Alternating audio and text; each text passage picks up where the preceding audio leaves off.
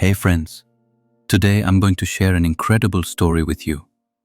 A story that happened to me a few months ago, during that strange period right after graduation. Do you know that feeling? When an important phase of your life ends, and you suddenly find yourself with a sea of free time, no real responsibilities, and no idea what to do with it. That's exactly what happened to me. I graduated early, which seemed like a great idea when I was drowning in assignments and projects. But as soon as I was free, I felt a strange sense of loss. My full-time job hadn't started yet, and most of my friends were still busy with studies or final exams. I felt like I was suspended between two phases of my life, in a painful void that made me feel worthless. I naturally love to be productive, so sitting idly and watching the days pass was slowly killing me. Perhaps that's why I immediately agreed when my mum asked me to check on my Uncle Rick's beach house. It was an easy task. Drive to Rehoboth Beach, check for leaks or damage, and do some minor repairs to save the cost of hiring a handyman. It wasn't a long distance, just a 2-hour drive from Pennsylvania to Delaware. The house was huge, the kind that accommodates my entire large family every summer, where 25 of us gather in one place, playing, drinking, and laughing. This house isn't directly on the beach, but it's very close, located in a quiet neighborhood lined with tall beach grasses and winding roads. Remember that day well. Or maybe not exactly, but it was an ordinary weekday. I left home late in the afternoon, which I later realized wasn't the best decision. The drive was comfortable and quiet. When I arrived at the house, everything seemed normal. I went in and started going through Uncle Rick's list, checking faucets, circuit breakers, and touring the house. Everything was fine. But honestly, I felt a strange feeling being there alone. I had never seen this house before without scattered board games and the loud voices of family members drinking. The silence was truly eerie, as if the place was deserted. I'm sure each of you has a special place, whether it's a house or a restaurant, that becomes lively and full of life when the family gathers there. Now, imagine that place empty and silent. A little scary, isn't it? It was getting late, and I hate driving at night more than anything. So I texted my mom to tell her I'd stay at the house and come back in the morning. My mom agreed and said it was a good idea, reminding me to thank Uncle Rick, which I did. I made myself some food, scrolled through my phone for a bit, then started getting ready for bed. Usually, during family gatherings, I'd be crammed into one of the small rooms on the 3rd floor, while other relatives got the bigger, nicer rooms. I'm not complaining about this system, but that's how things went. Since the house was all mine that night, I decided to take advantage. The master bedroom on the 2nd floor has a private bathroom, a huge walk-in closet, and an incredibly comfortable bed. The decision wasn't difficult at all. I knew I'd sleep there. I got into bed around midnight and quickly fell asleep. I don't remember when I woke up, only that something startled me. I was still sleepy, but I was absolutely sure a sound had just come from the closet, as if something had fallen there. Without making a sound, I turned my head to glance at the closet. Even this simple act made my heart pound wildly. My mind was awake, but my body refused to move.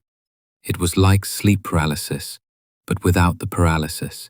I could move, but I didn't want to. I didn't want to find out if there was something in that closet.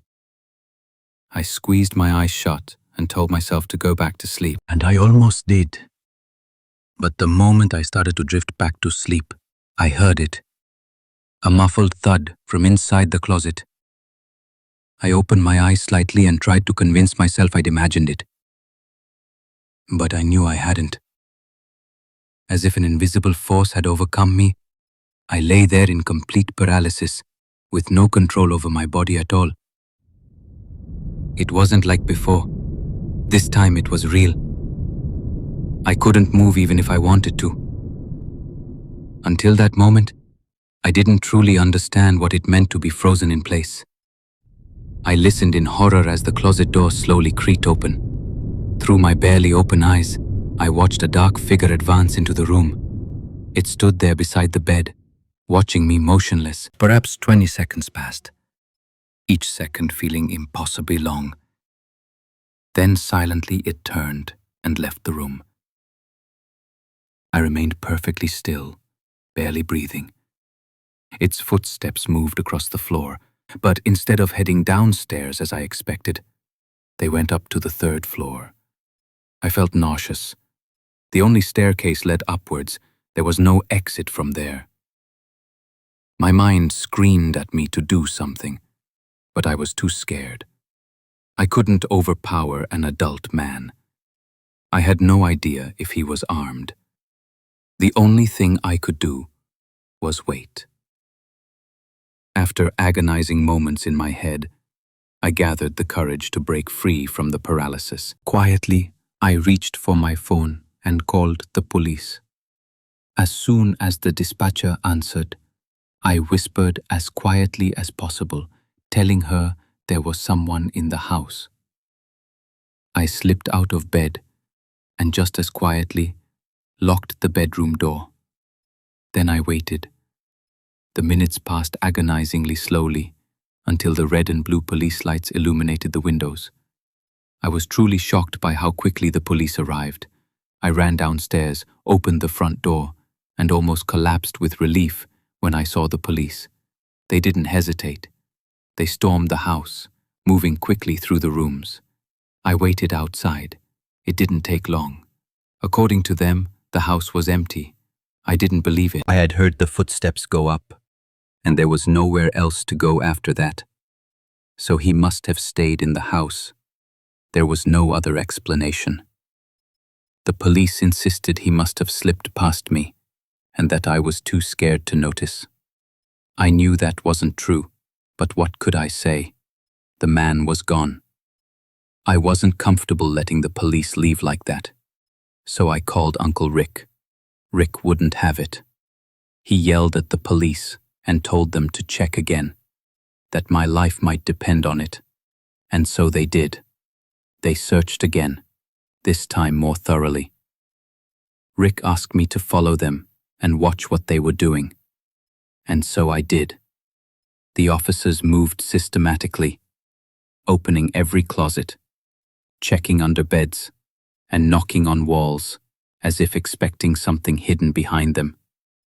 They pulled back the shower curtain in every bathroom, rechecked door and window locks, and that's when they found it. One of the 3rd floor bedroom windows, the room I was supposed to sleep in, was open. One of them stood at the door while the other went downstairs and out to the back porch. I chose to go out with the 2nd officer, mostly because the idea of being trapped in the house with a stranger disgusted me. The officer shined his light around the property, but there was nothing outside.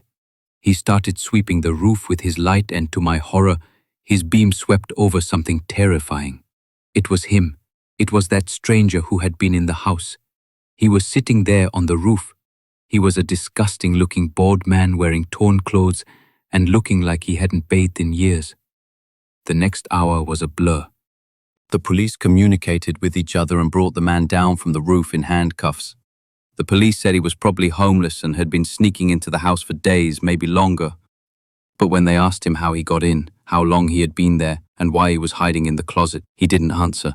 He kept that eerie blank stare as if none of this mattered to him. He was in the back of a police car shortly after, and that's it. The whole thing was so crazy that it's still hard to comprehend. As much as I try, I can't understand why that man was hiding in that particular closet. Maybe he heard me enter the house and hid in the first place he thought of. I still don't know how he got into the house. Rick doesn't know either.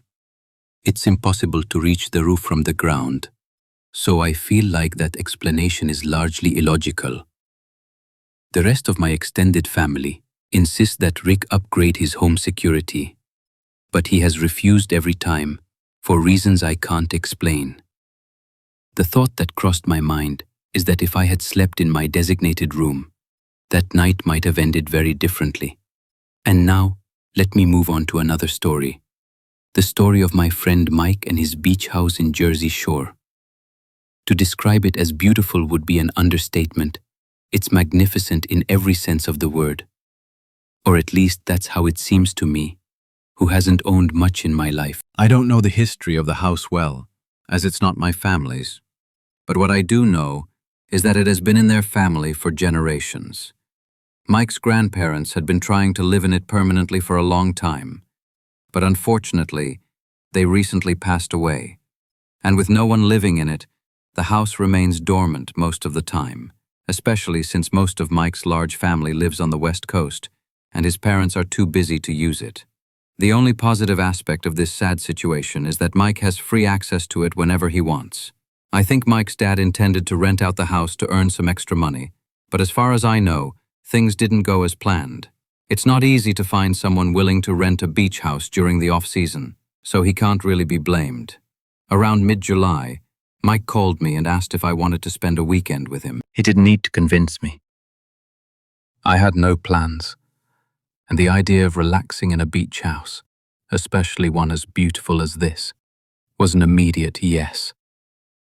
His plan was simple. We'd spend time together, maybe go to the beach during the day, then head to the boardwalk at night and enjoy the coast as it is. It wasn't a loud weekend or anything like that. Just a quiet escape from the usual routine. And honestly, I was looking forward to it. Mike and I live close to each other, so he would pick me up and drop me off. That Friday I packed my bag, put it in the trunk of his car, and we set off. The first night was quiet. We arrived around 6, put our things in the upstairs bedrooms, and settled in. The house had that comfortable beach smell, a mix of salty sea air and old wood. Not a bad smell, but more like history. You could feel it had witnessed decades of family summers. After a quick meal from a nearby restaurant, we decided to walk on the beach for a bit to enjoy the evening. Mike brought some fishing rods, so we decided to try our luck fishing for a while. It wasn't about the fishing as much as it was about being there. At one point, we ran into 2 girls about our age. They were walking barefoot along the beach, and Mike, being the social person he is, immediately struck up a conversation with them.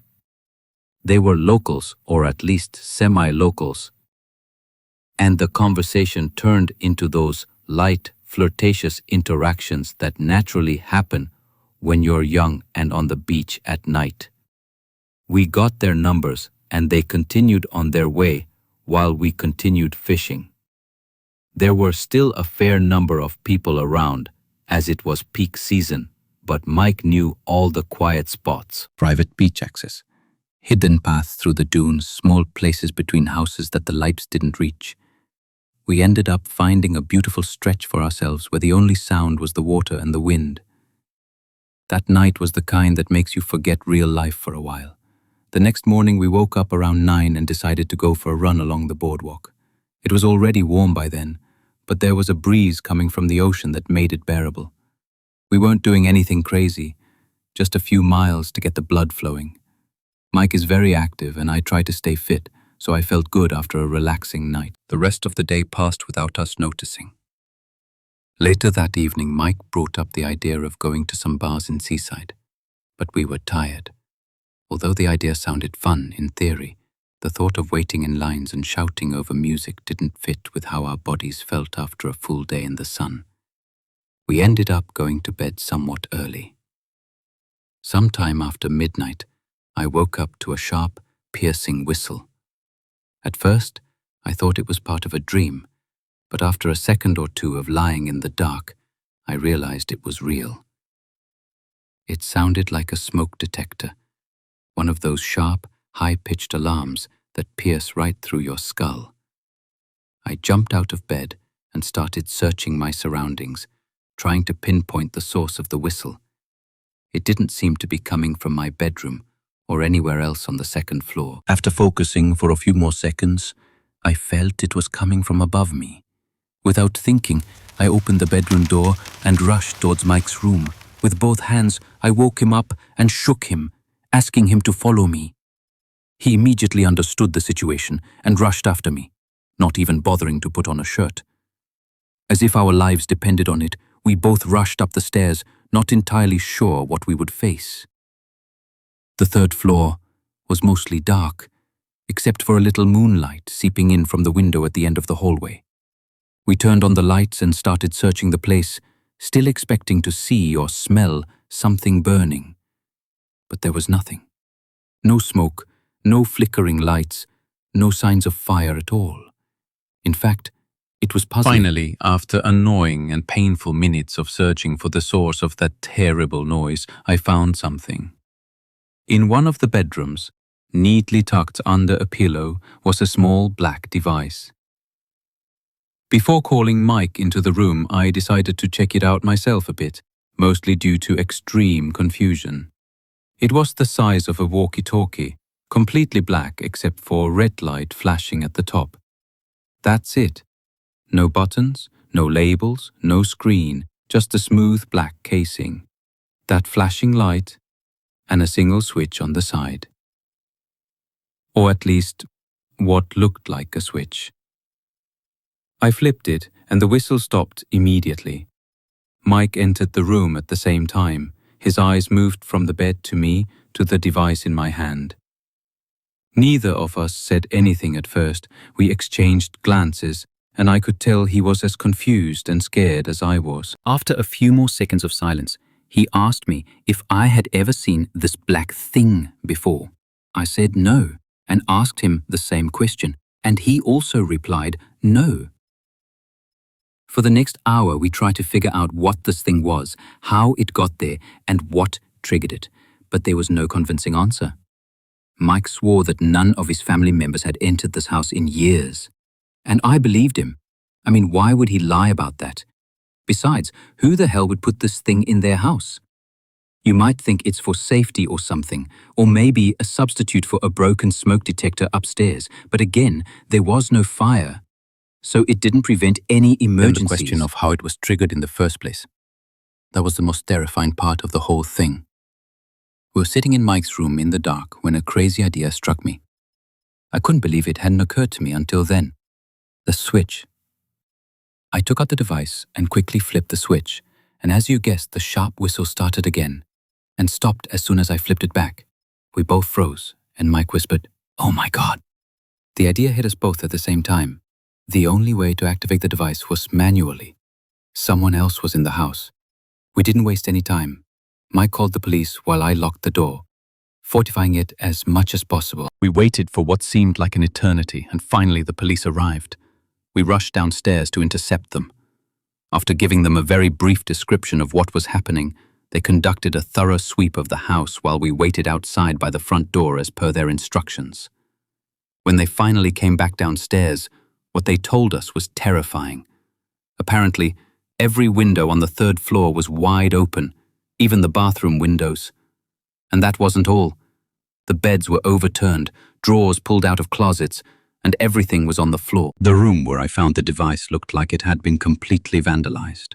Although it was neat and clean when we searched there, I felt like I was losing my mind.